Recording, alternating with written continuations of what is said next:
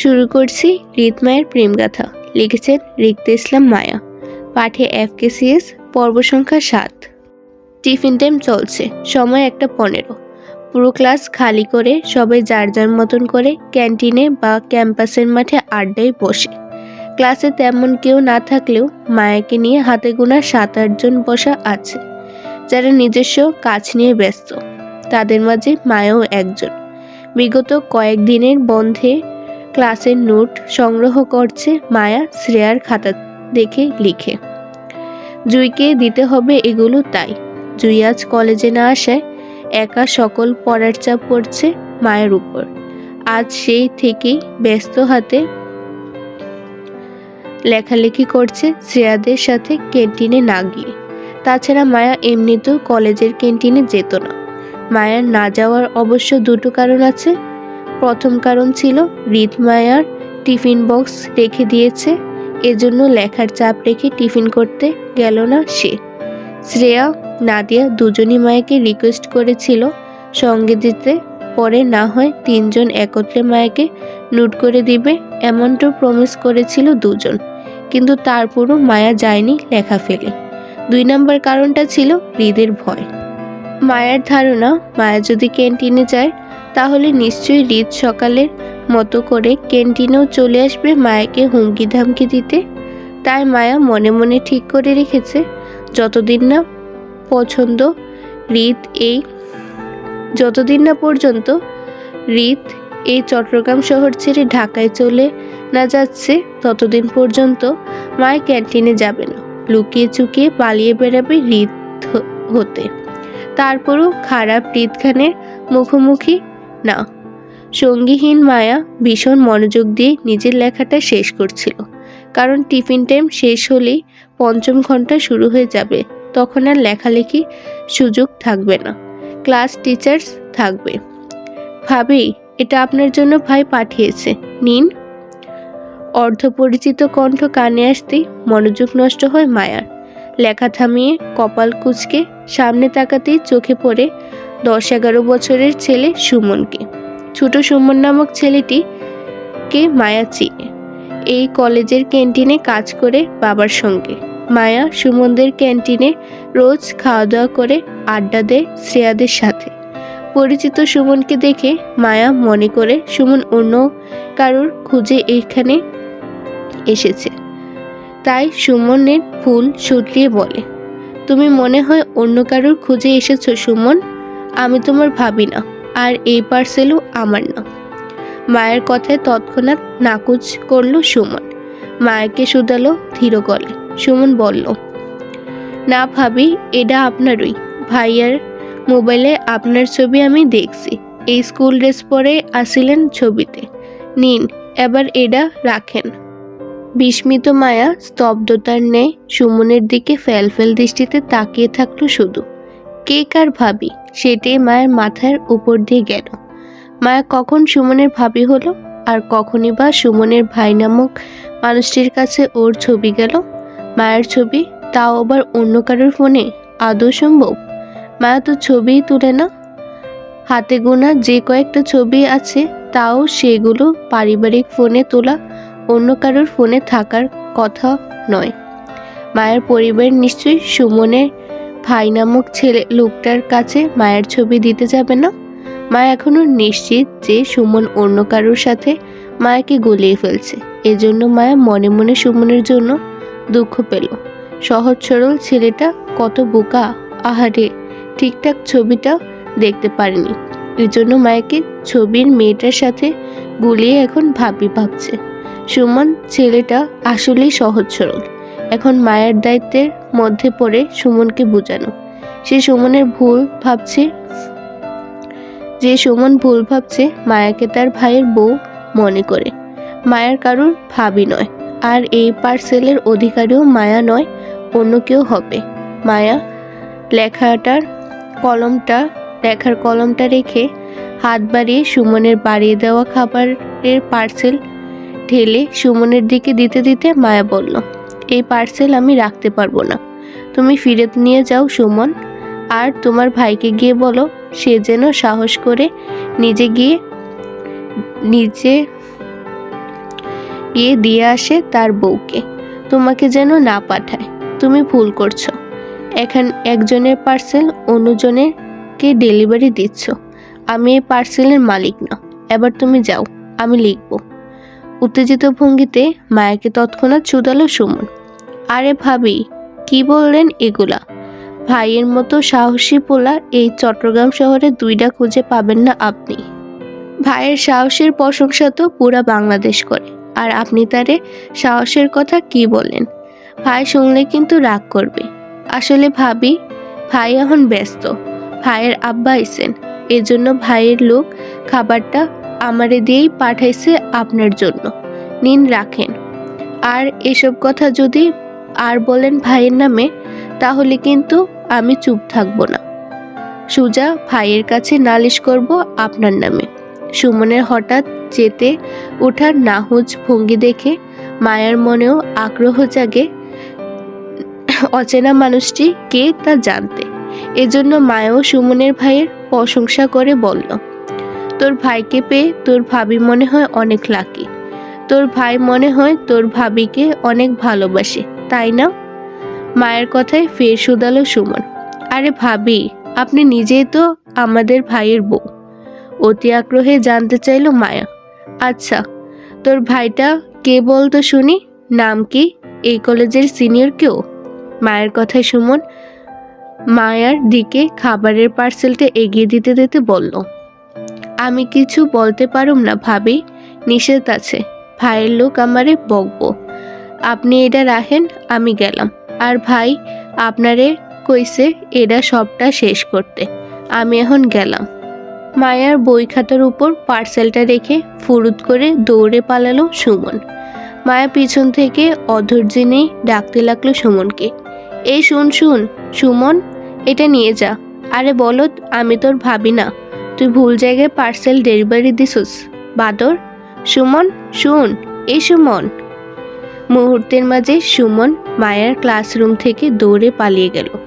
মায়া পিছন ডেকে লাভ হয়নি, বরং মায়ার ক্লাসে যে কয়েকজন স্টুডেন্ট বসা ছিল তারা মায়ার হঠাৎ চিৎকারে ডাকে বিরক্তের সহিত মায়ের দিকে তাকাতেই চুপ করে যায় মায়া। নিশ্চুপ ভঙ্গিতে পার্সেলের প্যাকেটে হাত দিয়ে কিছুক্ষণ বসে থেকে দ্বিধা নিয়ে একটা সময় প্যাকেট খুলতে বের করলো চিজি পাস্তার সঙ্গে বড় বড় গলদা চিংড়ি মাছ ভাজা, সাথে ফ্রেশ পানির বোতলও আছে। বিস্মিত মায়ের খাবার দেখে মত বদলায়। খাবারগুলো দুটোই খুব প্রিয় মায়ার। পছন্দের খাবার সামনে পেয়ে লোভ সামলাতে পারল না মায়া। তৎক্ষণাৎ বই খাতা গুছিয়ে ছুটল ক্যান্টিনে শ্রেয়াদের উদ্দেশ্যে। দুই বান্ধবীদের নিয়ে এগুলা ভাগাভাগি করে খাবে সে। এখানে এমনই অনেক খাবার আছে, এত খাবার মায়ের একার পক্ষে শেষ করা সম্ভব নয়। খাবারগুলো নিয়ে মায়া মাঠ পেরিয়ে ক্যান্টিনের দিকে যেতে মনে মনে আরও একবার ভেবে নিল, অন্যের খাবার যেহেতু মায়া খেয়ে নিচ্ছে, তাই এই খাবারের বিল আজ যাওয়ার সময় মসজিদে দান করে দিবে। তাহলে আর মায়ার গুনাহ হবে না। তাছাড়া মায়া এখন এই খাবারের মালিককে কোথায় খুঁজবে? যার খাবার সে যদি ঠিকঠাক ডেলিভারি দিতে না পারে, তাহলে মায়ের কি দোষ? মায়া কি ইচ্ছা করে খাবারগুলো রেখেছে নাকি? বরং এই খাবারগুলো জোরপূর্বক মায়াকে চাপিয়ে দেওয়া হয়েছে। যেহেতু মায়াকে চাপিয়ে দেওয়া হয়েছে, সেহেতু মায়া এই খাবারগুলো কেন ফেলে দিয়ে নষ্ট করবে? এতে মায়ের পাপ হতে পারে। তার চেয়ে বরং মায়া এই খাবারগুলো খেয়ে দিয়ে ভালো পুণ্যের কাজ করবে। কলেজ ছুটির পরপরই মায়া সবার সাথে বের হলো। গেট পার হয়ে রাস্তায় আসতে আচানক দেখা হয়ে গেল রিফাদের সঙ্গে। রিফাদের হঠাৎ সাক্ষাতে অস্বস্তিতে পড়ে গেল মায়া। আজ জুই নেই বলে একটু বেশি ইতস্তত বোধ করলো সে। মূলত রিফাত কলেজের এদিকটায় বসা ছিল। মায়াকে কলেজ হতে বের হতে দেখে এগিয়ে আসলো। মায়ের সাথে কৌশল বিনিময় করলো। জুইকে না দেখে জানতে চাইলো জুই কোথায়। মায়া দ্বিধায় জানালো জুই আসেনি। জুই না আসার সংবাদে আকাশের চাঁদ হাতে পাওয়ার নেই খুশি হয়ে গেল রিফাত। চকচক করার নেই খুশিতে আবদার জানালো মায়াকে আজ বাড়িতে পৌঁছে দিবে সে। মায়া নাকচ করলো। রিফাত বিনয়ের সঙ্গে ফের মায়ের কাছে অনুরোধ করলো। মায়া রাজি হলো, কিন্তু রিফাতের সঙ্গে এক রিস্কায় যেতে হবে ভেবে মায়া কৌশলে রিফাতকে জানালো মায়া আজ হেঁটে বাসায় যাবে, রিস্কা করে যাবে না। কারণ রাস্তার মোড়ে মায়ের কাজ আছে, কিছু নোট প্রিন্ট করতে হবে। তাই মায়া ভেবেছিল হেঁটে যাওয়ার কথা শুনে রিফাত হয়তো মায়ের সঙ্গে যেতে চাইবে না বা নিষেধ করবে, কিন্তু মায়ের ধারণা ভুল করে রিফাত তাতেও রাজি হয়ে গেল মায়ের সঙ্গে যাবে বলে। শ্রেয়ার পারিবারিক গাড়ি আসাতে ও চলে যায়। নাদিয়াকে উল্টো রাস্তায় রিক্সা ধরে যেতে হয়। নাদিয়াও চলে যেতে মায়াকে একা করে। নিশ্চুপ মায়া হাঁটা ধরে রিফাতও পা মেলায় মায়ের সাথে। ভালোবাসার মানুষকে পাশে পেয়ে বেশ উৎফুল্লতা দেখা যায় রিফাতের কথায়। মায়ার পাশাপাশি হাঁটতে হাঁটতে কথার ফুলঝুরি ফুটে মুখে। নিশ্চুপ মায়া অস্বস্তিতে পড়ে যায়, রিফাতের কথার হু হ্যাঁ উত্তর করছে শুধু। রাস্তার মাঝে অনাকাঙ্ক্ষিতভাবে আবার দেখা হয়ে গেল হৃদের সাথে, আর তাতেই মায়ের আতঙ্কের ন্যায় রাকিবের বরাবর হয়ে নিজেকে আড়াল করতে চাইল হৃদের কাছে ধরা পড়ে যাওয়ার ভয়ে। মূলত রাস্তার ওপাশেই হৃদ দাঁড়িয়ে আছে তার বাবার সাথে। আশেপাশের অনেক মানুষের ভিড়ও রয়েছে, হয়তো ইলেকশনের সেমিনারের জন্য এই ভিড়। মায়া মনে করল হৃদ মায়াকে দেখেনি, আর তাতে মায়া চুপিসারে কেটে পড়বে নিজেকে আড়াল করে। মায়ের এই ধারণাটা ভুল প্রমাণ করে হৃদ হঠাৎই শান্ত চোখে ঘাড় ঘুরিয়ে তাকালো রাস্তার এপাশে মায়ের দিকে। তৎক্ষণাৎ চোখাচোখি হয়ে গেল দুজনে। আতঙ্কিত মায়া তৎক্ষণাৎ নিজেকে আরো গুটিয়ে নিল রিফাতের পিছনে। হৃদ খুবই শান্ত স্বাভাবিক দৃষ্টিতে মায়াকে কয়েক সেকেন্ড দেখে ফের ঘাড় ঘুরিয়ে নেয়, আর তাকালো না। মায়া অবশ্য চুপি চুপি বেশ কয়েকবার তাকিয়েছিল হৃদের দিকে, মূলত হৃদ মায়ের কাছে চলে আসে কিনা সেটা দেখতে। কিন্তু হৃদকে আসতে না দেখে স্বস্তির হয় মায়া, তবে বেশ বিরক্ত হয় মায়া এই ভেবে যে হৃদ খান যখনই চট্টগ্রামে আসে তখন কেন এই কলেজের রাস্তায় তাকে দেখা যায়। কেন এই লোকের কি বাড়িঘর নেই? নিজের বাড়িঘর ফেলে কেউ রাস্তায় পড়ে থাকে, সেটাই বুঝে না মায়া। সেদিনকার মতন মায়ার সাথে হৃদের আর দেখা হয়নি।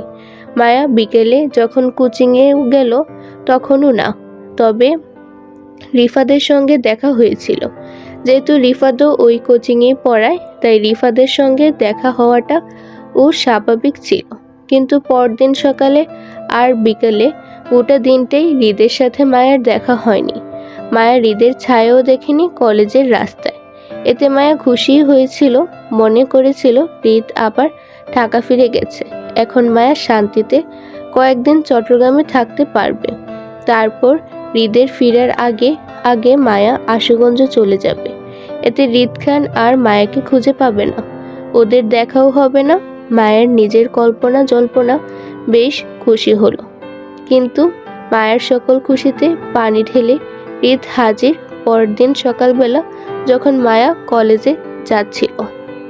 তখন মায়া সবে একা রিক্সা করে কলেজে যাচ্ছিল। জুই আজও কলেজে যায়নি, শরীর অসুস্থ বলে। আকস্মিক ঘটনায় মায়ের রিক্সা হঠাৎই থেমে যায়। মায়া ঝুঁকে পড়তে নিলে রিক্সার হুড চেপে নিজেকে বাঁচায় পড়ার থেকে। উত্তেজিত মায়া স্বাভাবিক হওয়ার আগে কেউ একজন গাড়ি থেকে নেমে মায়ের হাত চেপে ধরল শক্ত করে। আকস্মিক ঘটনায় মায়া কিছু বোঝার আগে তৎক্ষণাৎ টান পড়ে মায়ার হাতে। মায়া ঝুঁকে পড়ে রিক্সা থেকে নামে কারোর টানাটানিতে। মায়া রিক্সা থেকে নামতে নামতে উত্তেজিত ভঙ্গিতে আড়ালো। আরে আরে কে আপনি? আমাকে কোথায় নিয়ে যাচ্ছেন? ছাড়ুন বলছি, ছাড়ুন। আগমনকারী লোকটির পিছনের পিঠ নজরে আসলো মায়ার। লোকটা মায়াকে তখনও টেনে নিয়ে যাচ্ছে নিজের গাড়ির দিকে। মায়া চিৎকার করে লোকটার হাত থেকে নিজেকে ছাড়াতে টানাটানি করতে লাগলো অনবরত। গাড়ির মুখোমুখি হতে ড্রাইভিং সিট হতে বের হয়ে আসলো আসিফ। আসিফকে দেখে আত্মা উড়াল দেওয়ার জোগাড় হলো মায়ার। মায়ার বুঝতে আর বাকি রইল না কে মায়াকে এমন ছিনতাইকারীর মতো টেনে নিয়ে যাচ্ছে। আসিফকে দেখে ভয়ে আতঙ্কে চিল্লাচিল্লি থেমে গেল। তবে হৃদের ভয়ে কেঁদে উঠল তখনই। হৃদ মায়াকে টেনে পাশের সিটে বসিয়ে সে ঘুরে গিয়ে বসলো ড্রাইভিং সিটে। আসিফকে রেখে হৃদ দক্ষ হাতে গাড়ি ঘোরালো বিপরীত রাস্তা ধরে। মায়া হৃদের ভয়ে সিটে নিশ্চুপে কাঁদতে লাগলো। তারপরও শব্দ করছে না বিন্দুমাত্র। আজ কপালে কি আছে কে জানে। এই লোক এমনি রাগান্বিত অবস্থায় মায়াকে কোথায় নিয়ে যাচ্ছে তাও বুঝতে পারছে না মায়া।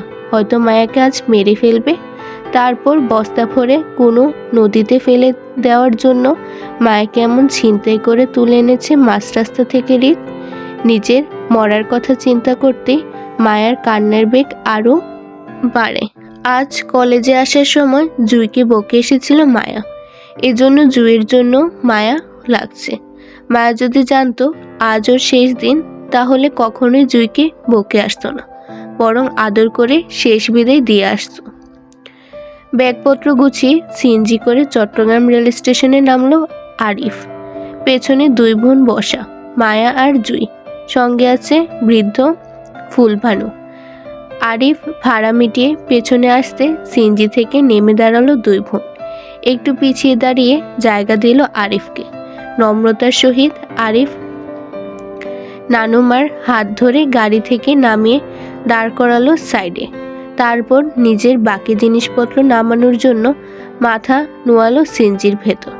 আরিফ যখন একে একে নিজেদের ব্যাগপত্র টানছিল তখনই কোথা থেকে ৩-৪ জন ছেলে এসে হাজির হলো তাদের সম্মুখে। ভদ্রতা দেখে ফুলবানুরকে সালাম জানিয়ে দৃষ্টি আকর্ষণ করলো আরিফের। গলার সুর পেয়ে লাগেজ রেখে আরিফ পেছন ফিরতেই চোখে দৃশ্যমান হলো স্বল্প পরিচিত লোকদের। আরিফ চিনে তাদের, প্রায় দেখা সাক্ষাৎ হয় তাদের সাথে রাস্তাঘাটে বা ভার্সিটির ক্যাম্পাসে, এমনকি মায়ের কোচিং সেন্টারেও যাতায়াত আছে তাদের। তবে ছেলেগুলো বখাটে নয়, ভদ্রমার্জিত পরিবারের ছেলে এরা।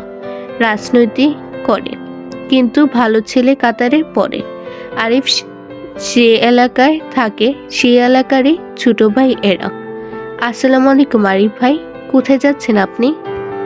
ওয়ালাইকুম সালাম, এই তো বাড়িতে যাচ্ছিলাম আর কি। তা তোমাদের কি খবর? হঠাৎ এখানে কেন তোমরা? সামনের ছেলেটির নাম তপু, মূলত সেই সালাম দিল আরিফকে।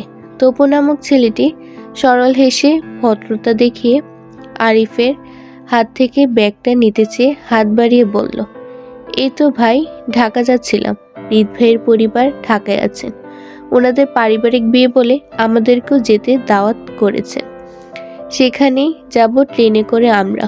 তবে যাওয়ার পথে দেখলাম আপনারা এখানে দাঁড়িয়ে, তাই এগিয়ে আসলাম আর কি। দিন ব্যাগগুলো আমাদেরকে দিন আরিফ ভাই, আমরা নিয়ে যাচ্ছি। এই শফিক, বাকি ব্যাগগুলা বের করতো গাড়ি থেকে তোরা। তপু নামক ছেলেটির আদেশে বাকি ছেলেগুলো তাই করলো।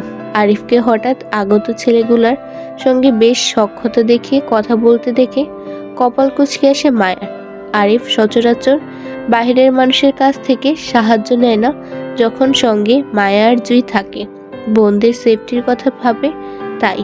তাহলে এখন কেন এই অপরিচিত ছেলেগুলো থেকে সাহায্য নিচ্ছে সেটা মাথায় আসছে না মায়ার।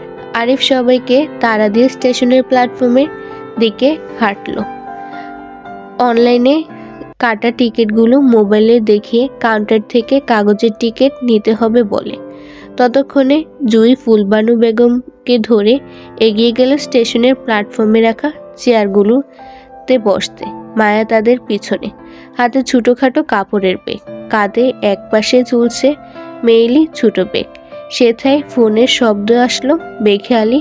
মায়া হাঁটা থামিয়ে ব্যাগ থেকে ফোন নিতে চাইলে বাধা দেয় তপু নামক ছেলেটি। সে আগের ন্যায় ভদ্রতা দেখে ছোট গলায় মায়াকে শুধিয়ে বলে, ভাবি, আগে কোথাও বসেন, তারপর ফোন রিসিভ করবেন।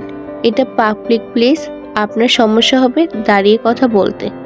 তপুর ভদ্রবাসায় ছুটো করে ভাবি ডাকার বিস্ফোরণে ঘাড় ঘুরিয়ে তাকালো মায়া। মায়ের সাথে সাথে সামনে থেকে জুইও তাকালো ফুলবানু বেগমের হাত ধরে চেয়ারে বসাতে। তপুকে ছোট গলায় মায়াকে ভাবি ডাকতে শুনেছে জুই। মূলত এই জন্য জুইও চমকিত, কিন্তু ফুলবানু বেগমের সামনে কিছু বলতে নারাজ জুই।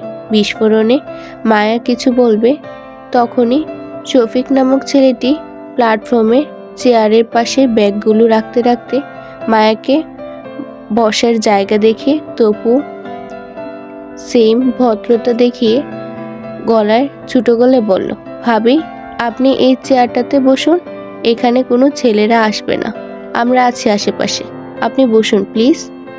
বিস্ফোরণে মায়ার হতবাক হয়ে ড্যাব করে তাকিয়ে রইল তাদের দিকে। আজকাল প্রায়ই মায়ের সাথে এমন হয়, চেনা নেই জানা নেই ইয়া দামরা বড় বড় ছেলে পেলে মায়াকে ভাবি বলে সম্বোধন করে যেখানে সেখানে। এক একজনের আবার কি ভদ্রতা, আহা, দেখলেই মনটা জুড়িয়ে যায় মায়ার। অথচ কে কার বউ সেটাই জানে না মায়া। আজকাল মায়াকে ছোট বড় সবাই ভাবি বলে সম্বোধন করে, যেন মায়া এই জাতির জাতিগত ভাবি হয়। কিন্তু এই জাতির জাতিগত ভাইয়া কে আজও মায়া জানতে পারে না। মায়া তো বিবাহিত, মায়ের একটা হারিয়ে যাওয়া স্বামীও আছে, সে আজও নিখোঁজ। মায়া তাকে খুঁজে পেলে না হয় একটা কথা ছিল, বলতে পারতো না সে কারোর ভাবি নয়, বলতে পারতো না সেও কারোর ভাবি হয়।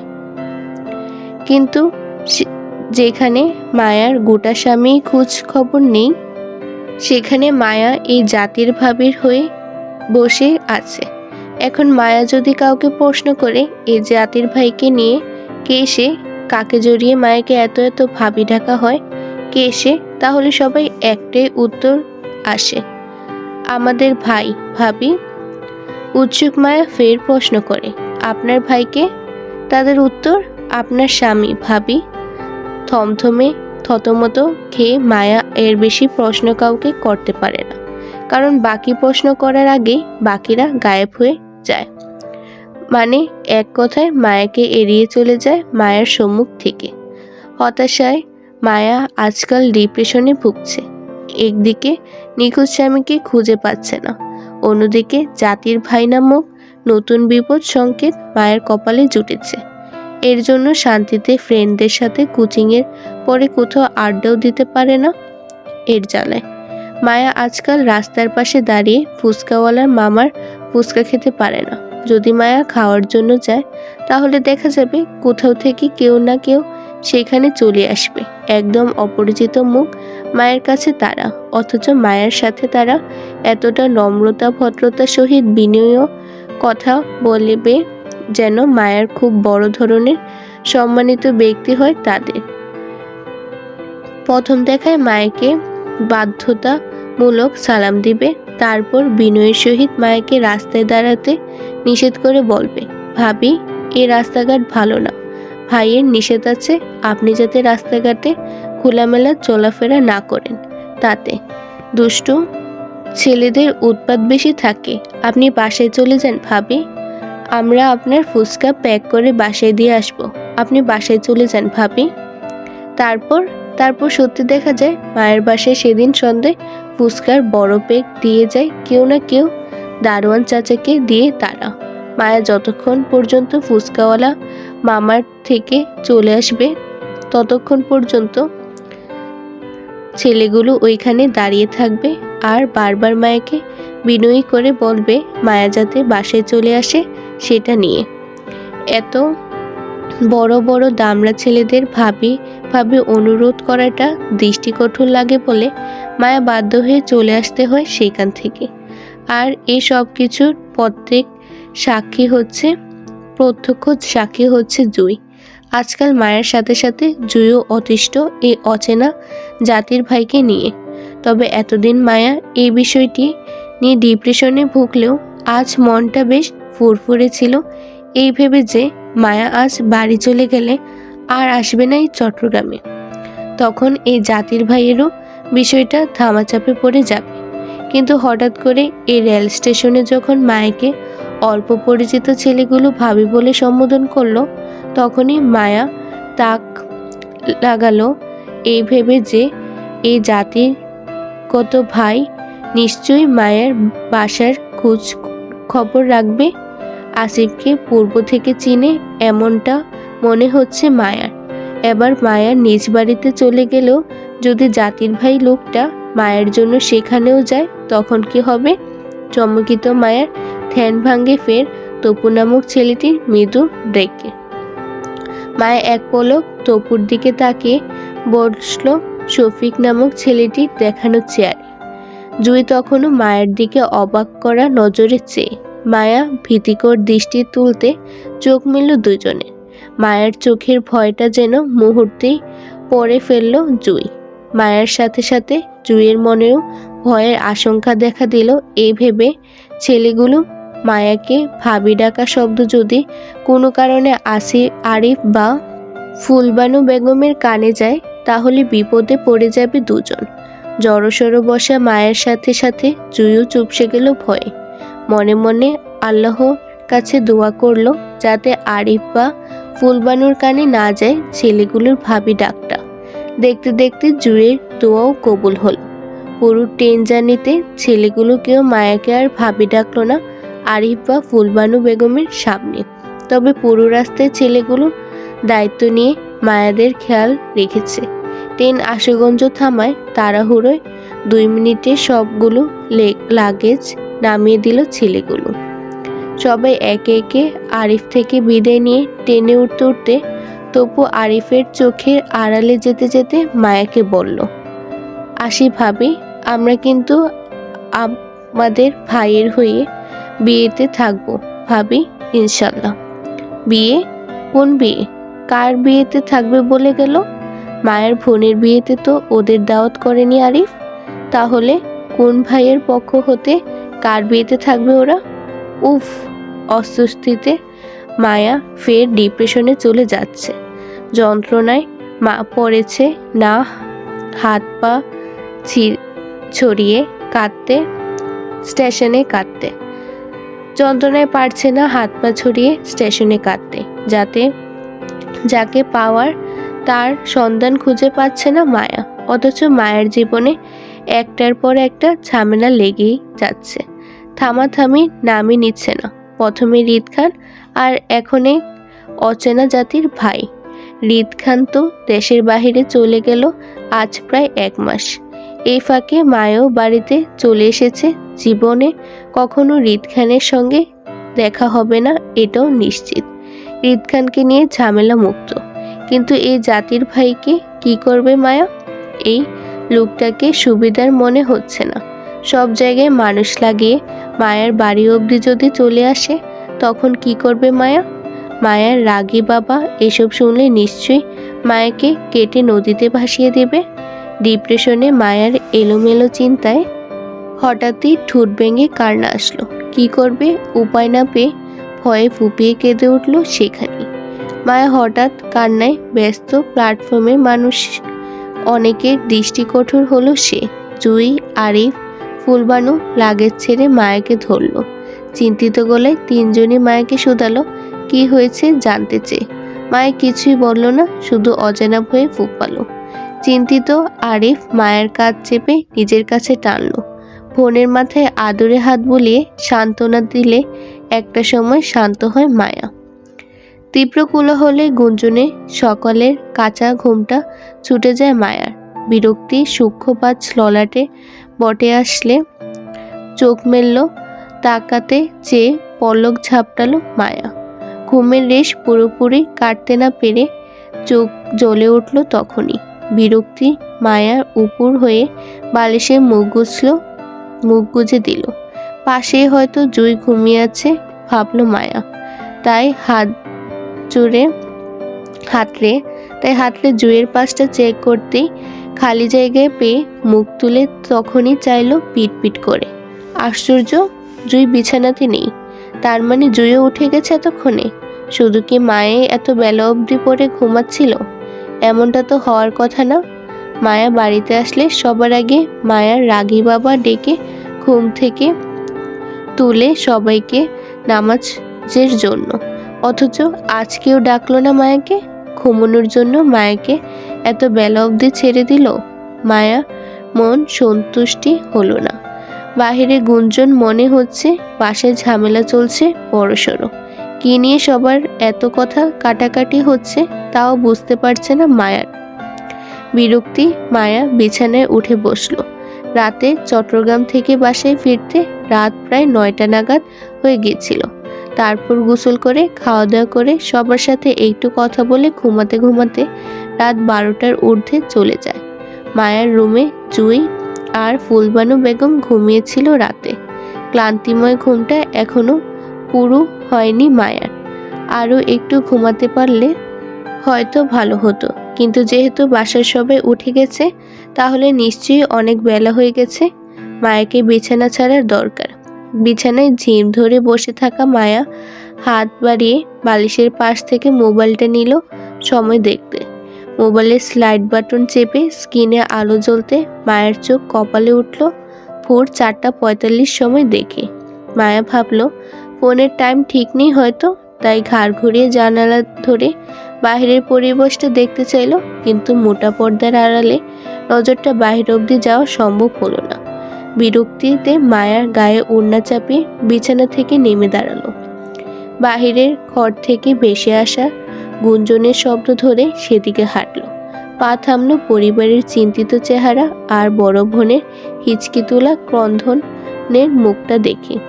চোখে ঘুম পলক ঝাপটাতে গায়েব হলো মায়ার।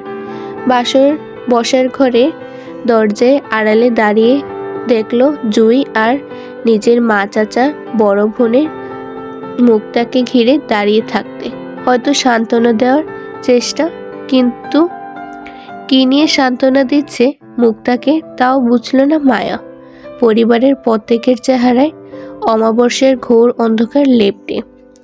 থমথমে পরিবেশে বাবা চাচা দুজনই সোফায় বসে মত্ত হয়ে, বিষণ্ণতার প্রত্যেকের চেহারায় দৃশ্যমান। পরিবারের হঠাৎ কি হয়েছে তার কিছুই জানে না মায়া। কাউকে প্রশ্ন করবে সে সাহসও পাচ্ছে না এক একজনের চিন্তিত মুখটা দেখে। জড়সড় মায়া শুধু দরজার আড়ালে দাঁড়িয়ে থাকলো অসহায় মুখ করে। তখনই আরিফকে দেখলো সকলের চিন্তার অবসান ঘটিয়ে বাসার ঘরে ফিরতে বাহির থেকে। আরিফ বাসার ঘরে পা রাখতে চিন্তিত মুখে খুলল মায়ার মা রেহানা বেগম। ওনারা চলে গেছে আরিফ? সোফায় বসতে বসতে শান্ত গলায় উত্তর করল আরিফ। অধৈর্যে নেই ফের শুধালো রেহানা বেগম আরিফকে। আর কিছু বলেছিল ওনারা? কেন, কোনো আবদার? আর কিছু বলেনি মা, ওনাদের আগের কথাই রইল। তবে ফাহাদের নানা নানুমাকে আমি আগে থেকেই চিনি। চট্টগ্রামে ওনাদের বাসায় আমি গিয়েছিলাম বেশ কয়েকবার। বেশ ভালো মানুষ ওনারা। ফাহাদ আর মুক্তার আনুষ্ঠানিকভাবে বিয়ের ডেটটা হঠাৎ পিছিয়ে যাওয়াতে বারবার দুঃখ প্রকাশ করছিল। বেশ অনুতপ্ত ওনারা মা, আর এজন্য মূলত ফাহাদকে নিয়ে এই মধ্যরাতে আমাদের বাসায় ছুটে আসছেন ওনারা ক্ষমা চাইতে। আরিফের কথা শেষ হওয়ার মাঝে তপ্ত গলাস ফোড়ন কাটে জুইয়ের বাবা জামাল সাহেব। তিনি খানিকটা রাগ দেখিয়ে বলল, ওনাদের দুঃখ প্রকাশ দিয়ে আমরা কি করব? একেবারে জায়গায় 2বার বিয়ের পিছানো হচ্ছে, তাও ওনাদের জন্য। আমরা কি সমাজ নিয়ে চলি না? সমাজের মানুষকে কি জবাব দিব? 2বার করে বিয়ের কার্ড ছাপানো হয়েছে। সমাজের মানুষ, আত্মীয় স্বজনদের দাওয়াত করা হয়েছে। এখন আবার সবার বাসায় গিয়ে বলি যে আপনারা কেউ আমাদের বিয়েতে আসবেন না। আমাদের মেয়ের বিয়ে আবারও পিছানো হয়েছে, দাওয়াত ক্যান্সেল। এসব গিয়ে বললে মান সম্মান থাকবে আমাদের? সমাজের মানুষের কাছে আমরা হাসির পাত্র হয়ে উঠব। ওনাদের যদি এতই সমস্যা থাকে তাহলে না করাক ওনাদের ছেলেকে বিয়ে। আমরা কি ওনাদের পায়ে পড়ে আছি মেয়ে বিয়ে দেওয়ার জন্য? দিব না এমন বাড়িতে মেয়ের বিয়ে। আমরা আমাদের মেয়ের জন্য এর থেকে ভালো ছেলের কাছে বিয়ে দেব। তুই ফোন করে ওনাদের না করে দে। আমরা মেয়ে বিয়ে দিব না। বড় ভাই, আপনি কিছু বলছেন না কেন? চাচার কথায় ডুকরে কেঁদে উঠল মুক্তা। জামাল সাহেব তখনও রেগে। জুই মুক্তাকে জড়িয়ে ধরে অসহায় মুখ করে তাকিয়ে বাবার দিকে। শফিকুল ইসলাম চিন্তিত মুখে বসে। পরিস্থিতির ফেসাদে তিনি। এদিকে মেয়ে, অন্যদিকে সমাজ। তাছাড়া ভাইয়ের কথাও ফেলার নয়। বিয়ের কার্ড দিয়ে দ্বিতীয়বারের মতন সমাজের মানুষও আত্মীয় স্বজনদের দাওয়াত করা হয়েছে। এখন যদি সবাইকে নিষেধ করা হয় তাহলে অবশ্য মানুষ হাসাহাসি করবে ওনাদের মেয়ের ভাগ্য নিয়ে। পরিস্থিতিতে জটিলতায় বুঝতে চমকে ওঠে মায়া। বুঝতে পারে বোনের বিয়েটা আবারও পিছিয়ে গেছে, কিন্তু কেন তা এখনো জানতে পারেনি মায়া। হয়তো ফাহাদের সঙ্গে তার পরিবারের লোকও এসেছিল মায়াদের বাসায়। খুব সম্ভবত ফাহাদের বৃদ্ধ নানা নানি এসেছিল। আরিফের কথাই তো তাই বুঝল মায়া। সারা রাত না ঘুমিয়ে হয়তো এই মিটিং করেছিল সবাই কিভাবে কি করবে। মায়া ঘুম থেকে লেট উঠায় ফাহাদের পরিবারের সঙ্গে দেখা হয়নি, কিন্তু মুক্তার বিয়েটা আবারও কেন পিছানো হয়েছে সেটি বুঝতে পারছে না মায়া। অসহায় আর কৌতূহলে মায়া দ্বিধা কাটালো আরিফ। ছোট বোন মুক্তাকে এক পলক দেখে পরিস্থিতির চাপে পড়ে সেই তখন থেকে নীরব কেঁদে যাচ্ছে মেয়েটা। না নিজের পরিবারকে কিছু বলতে পারছে, আর না ফাহাদকে দোষ দিতে পারছে। সব দোষ মুক্তার নিজের ভাগ্যকে দিল।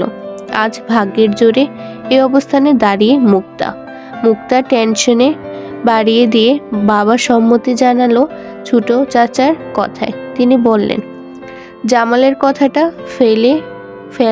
ফেলে দেওয়া যায় না আরিফ। একেবারে জায়গায় দুইবার করে বিয়েটা পিছানোতে সমাজের মানুষ হাসাহাসি করবে আমাদের মেয়ের উপর। পরিস্থিতি যাই হোক, এতে আমাদের মেয়ের কোনো দোষ নেই। আমরা আমাদের মেয়েকে হাসির পাত্র বানাতে চাই না সমাজের সামনে। বিয়ের কার্ডে ছাপানোর তারিখে বিয়ে হবে মুক্তার, তবে অন্য কারোর সাথে। আমরা মেয়ের বিয়ে দিব না। তুমি ফাহাদের পরিবারকে এই কথাটা জানিয়ে দাও আরিফ। বাবার গম্ভীর মুখের কথায় আটকে উঠে উপস্থিত সদস্যরা। মায়া ভীতু দৃষ্টিতে বোনের দিকে চেয়ে অপরাধীর ন্যায়। মুক্তার কান্নার বেগ আরও বাড়ে। এবার ফুপানো থেকে মৃদু শব্দ কানে বাজছে সবার। আরিফ পরিস্থিতির জটিলতা বুঝে গোপনে দীর্ঘশ্বাস ত্যাগ করল। বাবা চাচাদের উদ্দেশ্য করে বলল, সমাজের কথা চিন্তা করার দরকার নেই কাকা। আপনি ভালো করলে ও সমাজ আপনার পিছনে কথা বলবে, খারাপ করলেও বলবে। আমাদের আপাতত নিজের পরিবারের কথা ভাবা উচিত। তাছাড়া ফাহাদ পরিবারের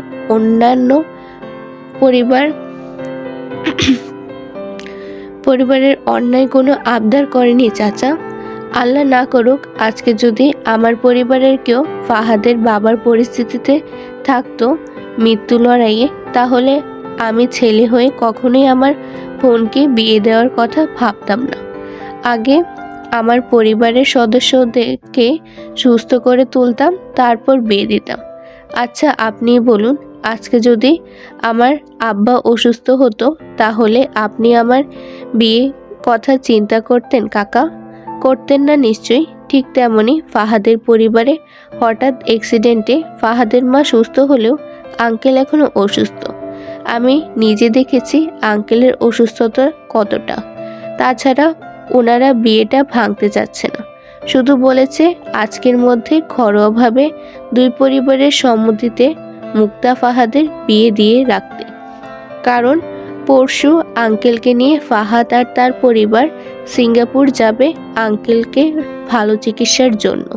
সুস্থ হয়ে আঙ্কেল সিঙ্গাপুর থেকে ফিরলে তারপর আনুষ্ঠানিকভাবে বিয়ের অনুষ্ঠান করে বউ ঘরে তুলবে। বেশ, এতটুকু আবদার তাদের। আর এখানে আমি খারাপ কিছু দেখছি না কাকা।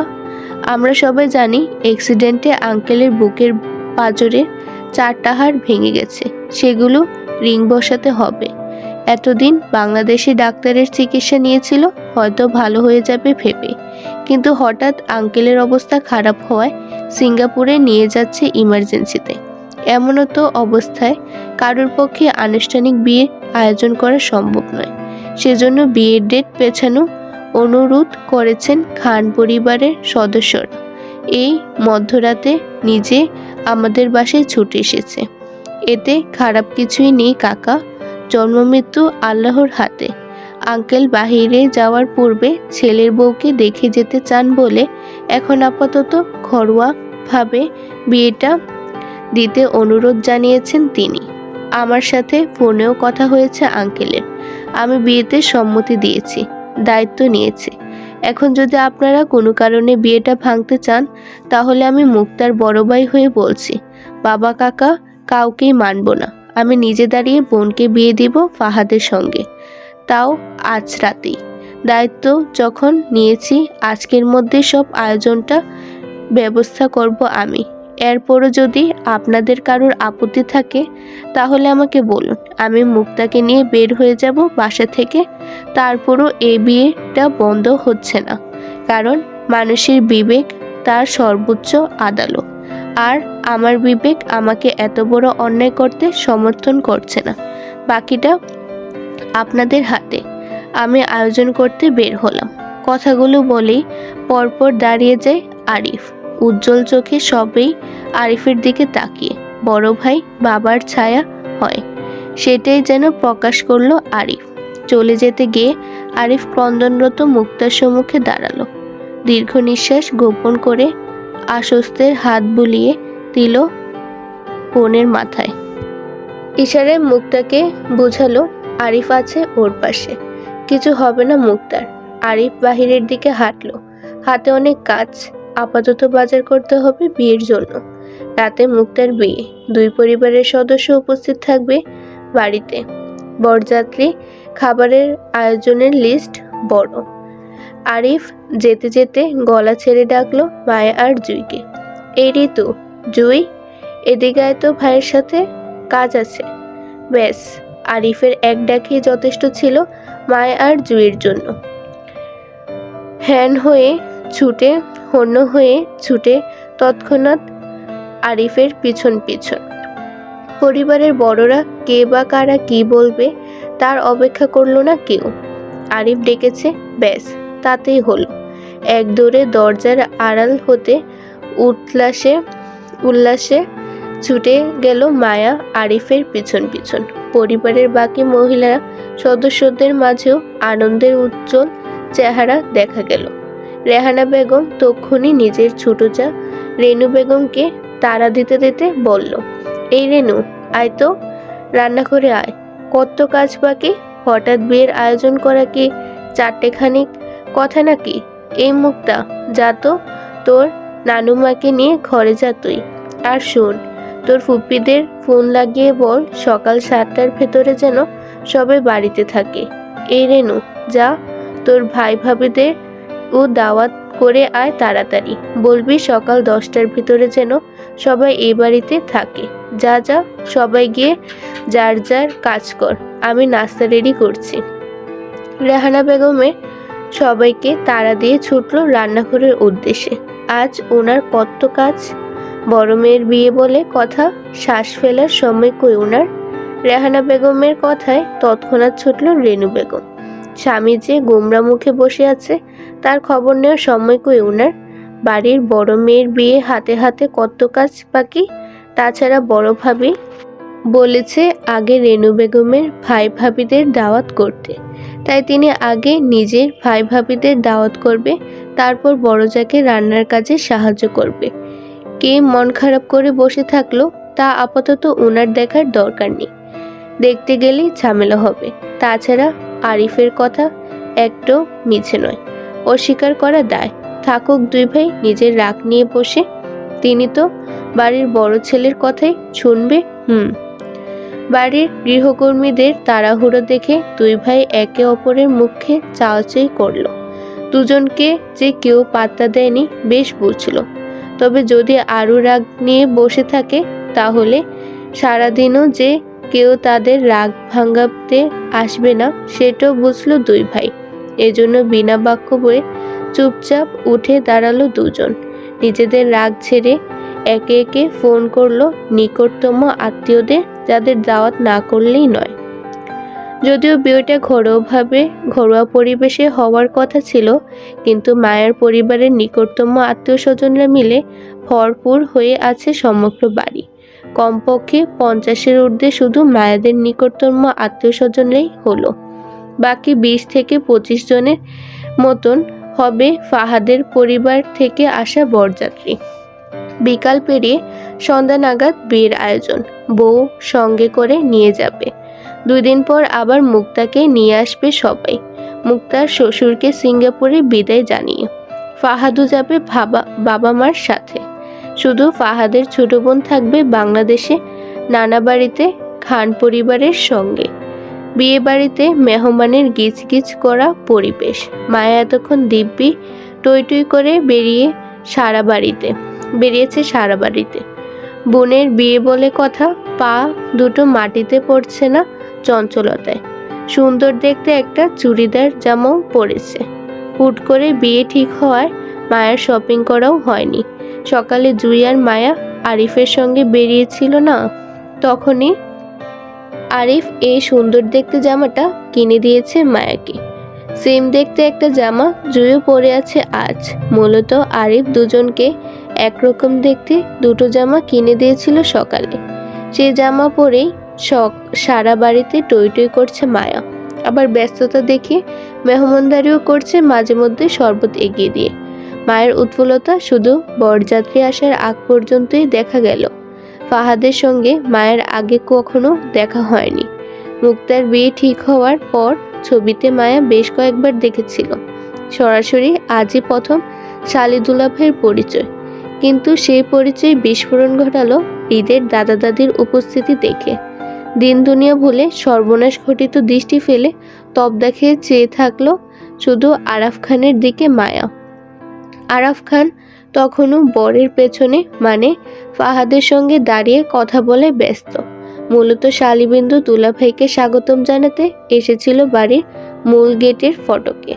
যেহেতু আনুষ্ঠানিক বিয়ের আয়োজন ছিল না, তাই গেট ধরার মাধ্যমও ছিল না। কিন্তু মায়া আরাফ খানকে দেখে তবদা খেয়ে আছে। দ্বিতীয় বিস্ফোরণ ঘটে যখন শুনল ফাহাদের নানা ভাই হয় আরাফ খান।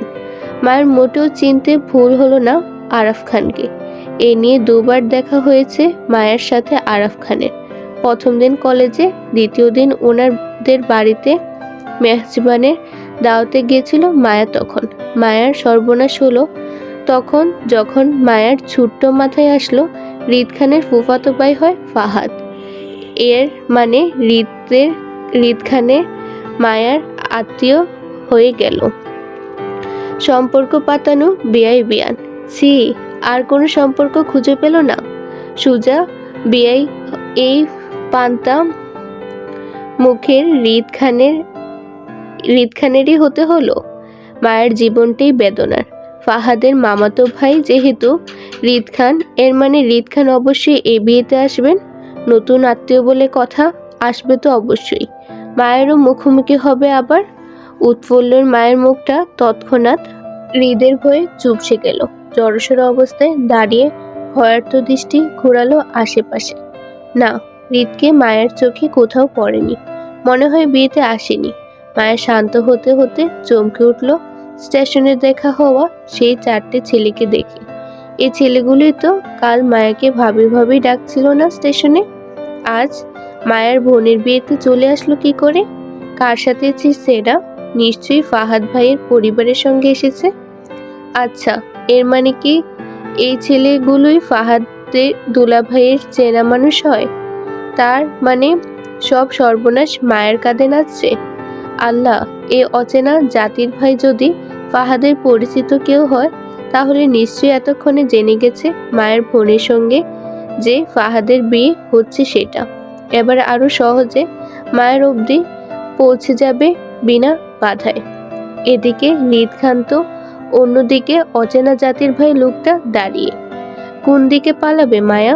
পালাবার পথ তো সবই বন্ধ। অসহায় মায়া তখনই বুক ফেটে কান্না আসলো। এত ঝামেলার মাঝে ভেবেছিল এবার বুঝি মায়ার নিস্তার পাবে সবকিছুর হতে, কিন্তু তার কিছুই হলো না। উল্টো সব ঝামেলাকে আত্মীয় বানিয়ে বসে আছে সে। অসহায় মায়া সহ্য করতে না পেরে কেঁদে ফেলল। চোখে পানি, নাকে পানি যখন এক হচ্ছিল কাঁদতে কাঁদতে, তখনই কানে আসলো রিদ খান এখনো দেশে ফিরেনি। কবে ফিরবে কেউ জানে না। আর এই সংবাদটা স্বয়ং আরাফ খান দিল আরিফকে।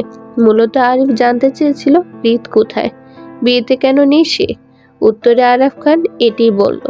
কষ্ট জর্জরিত মায়া অসহায়ত্ব কমে আসলো রিদ দেশে নেই বলে।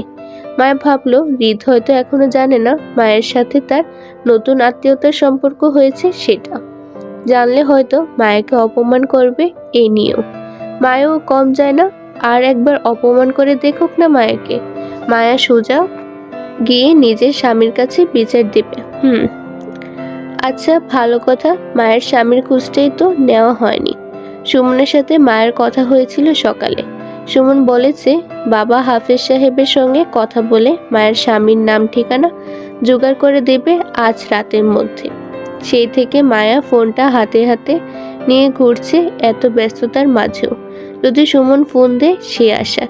মায়ের নিখোঁজ স্বামী খুঁজে পাওয়া নিয়ে প্রশ্ন এবার যাই কিছু হোক না কেন, মায়া হাফেজ সাহেবের থেকে নিজের নিখোঁজ স্বামীর ঠিকানা নিবেই নিবে। হাফেজ সাহেব লোকটা কেমন ইচ্ছাকৃতভাবে মায়াকে ওর স্বামীর খোঁজ দিতে চাইছে না। মায়ার ফোন ধরে না। রাতে সুমন ফোন করুক, সঠিক তথ্য নিতে না পারলে দরকার পড়লে কালই একবার নরসিংদী চলে যাবে মায়া। তারপর এবার হারিয়ে যাওয়া স্বামীর ঠিকানা চাই। অন্তত ওই গম্ভীর মুখের পাষাণ রিদ খানকে টক্কর দেওয়ার জন্য হলেও মায়ের গুন্ডা স্বামীকে চাই। সুন্দরভাবেই বিয়েটা সম্পন্ন হয় ফাহাদ আর মুক্তার। বড় বোনদের বিদায়বেলা মা চাচিদের সে কি কান্না। মায়াও একটু করে কাঁদতে চেয়েছিল, কিন্তু তা করার আর সুযোগ পেল কোথায়।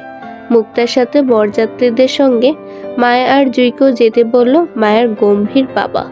মায়া অবশ্য প্রথমে যেতে চায়নি, এজন্য ভাইয়ের পিছন পিছন ঘুরঘুর করছে কতক্ষণ, কিন্তু লাভ হয়নি জুইয়ের জন্য।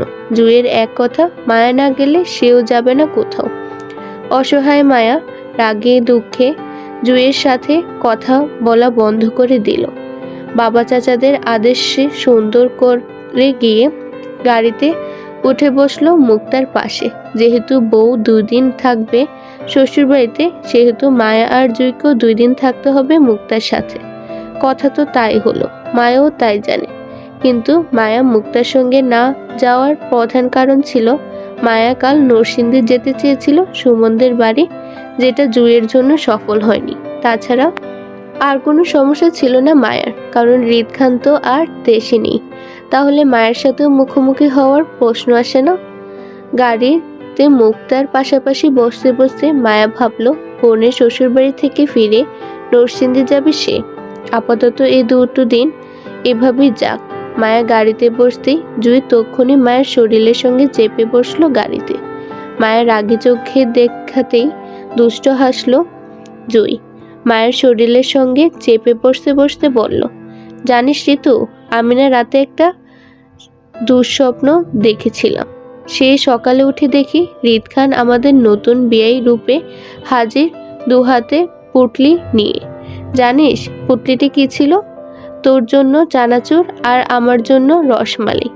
আচ্ছা বলতো বিয়াইন তো আমরা 2 জনই রিদ খানের একই হই, তারপরও তোর বেলায় এত বড় কিপটামি কেমনে করতে পারলো বুঝাতো তুই আমারে। জুইয়ের খুঁচানো কথায় মায়া গাল ফুলিয়ে বসে মনে মনে শপথ করে ফেলেছে এমন বেয়াদব বোনের সাথে আর জীবনেও কথা বলবে না। জুই যে ইচ্ছে করে মায়াকে সাথে মজা নিচ্ছে রিদ খানকে জড়িয়ে, সেটা বেশ বুঝতে পারছে মায়া। নয়তো এমন হালাল স্বপ্ন কেউ দেখে?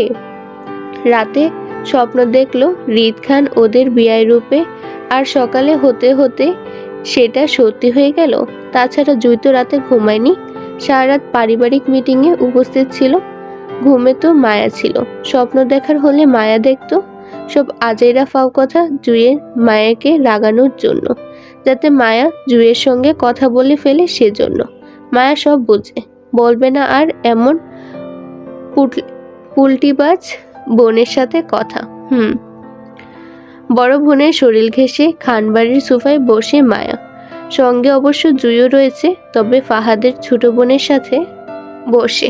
মায়া ভদ্রমেয়ের মতন গুছিয়ে শান্ত দৃষ্টিতে এদিক সেদিক তাকে বাড়ির পরিবেশটা অবলোকন করছে। মায়ের জানা মতে এটা ফাহাদের বাড়ি নয়, ফাহাদের নানার বাড়ি এটা। এর মানে রিদ খানের দাদা বাড়ি হবে এটা। বাড়িতেও তেমন মেহমানের আনগোনা নেই। যারা আছে সকলেই হয়তো ওনাদের নিকটতম আত্মীয় স্বজন হবে ফাহাদের। সব মিলে 30-40-এর মতন মানুষজন উপস্থিত এত বড় বিয়ে বাড়িতে। এতক্ষণ যাবৎ বউ দেখানোর পর্ব চলছে সকলের। এখন তেমন কিছুই করছে না, তবে মেহমানদের খাবার আয়োজন নিয়ে ব্যস্ত সবাই। আবার মুক্তাকেও মাত্র নিয়ে গেল ফাহাদের বাবার কাছে। তিনি দেখতে চেয়েছেন ছেলের বউকে, তাই মায়ার সঙ্গে গেল না, জায়গায় বসে রইল। তবে মায়ের দৃষ্টি সুন্দর দেখতে বাড়িটি অবলোকন করতে ব্যস্ত। চারপাশে বিলাসিতায় ভরপুর। এত বিলাসিতা দেখে আন্দাজ করাই যায় খান পরিবারের রুচি কতটা ঊর্ধ্বে হবে। মায়া সোফায় গা এলিয়ে দিতে দিতে আশেপাশে তাকাতে তাকাতে দৃষ্টি যায় ড্রয়িং রুমের মেইন দরজার পকেটের দিকে। বেখেয়ালি দৃষ্টি সেদিকে খেয়াল হতেই আতঙ্কের ন্যায় ধরফরিয়ে উঠে বসলো ভয়ে।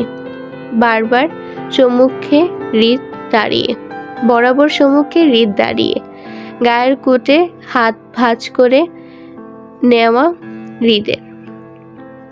গায়ের কোট হাতে বাজ করে নেওয়া রিদের দেখেই বোঝা যাচ্ছে সে কোথা থেকে মাত্র বাসায় ফিরেছে। রিদ তো দেশে ছিল না, তার মানে আজকে নিশ্চয়ই বাহির থেকে ফিরেছে। মায়া লক্ষ্য করলো রিদের ডান হাতটা পকেটে গুজে মায়ের দিকে কপাল কুঁচকে তাকিয়ে। হয়তো দেশে ফিরেই মায়াকে এভাবে নিজের বাড়িতে দেখবে রিদও আশা করেনি এমনটা। কাকতালীয়ভাবে সম্পূর্ণ অনাকাঙ্ক্ষিত দেখা দুজনের।